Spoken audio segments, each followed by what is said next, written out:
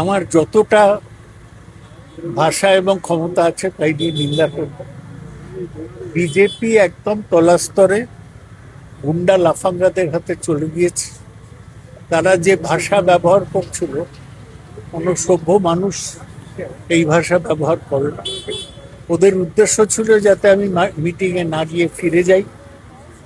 আমি ফিরে যাইনি, ওদের সামনে দিয়ে হেঁটে ঢুকেছি এবং আমি যখন বেরোচ্ছি তখন ওরা স্লোগান দিয়েছে, ওদের সামনে দিয়েই বেরিয়েছে।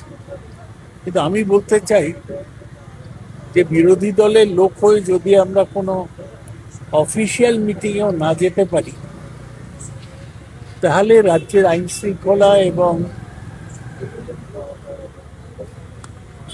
অবস্থা কিরকম সেটা পরিষ্কার হবে।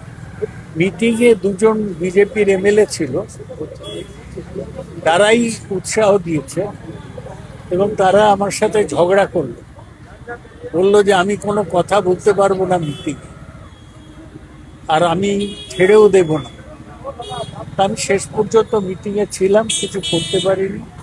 ওই ওদের দুজন যে বিধায়ক, একটার নাম অরিজিৎ বক্সি, এদের আমি দেখিনি, আর সৌরভ সিকদার, এদেরও আমি তীব্র ভাষায় নিন্দা করছি।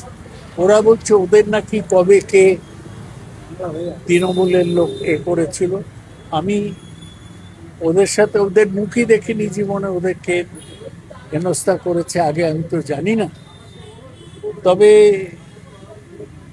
আমার এর থেকে ঘৃণা ছাড়া কিছুই উদ্রেক হচ্ছে না এবং আমি এই গুন্ডাগিরি লাফাঙ্গাগিরির বিরুদ্ধে আমার ক্ষমতা মতো লড়ব, আমাদের পার্টিও নিশ্চয়ই লড়বে।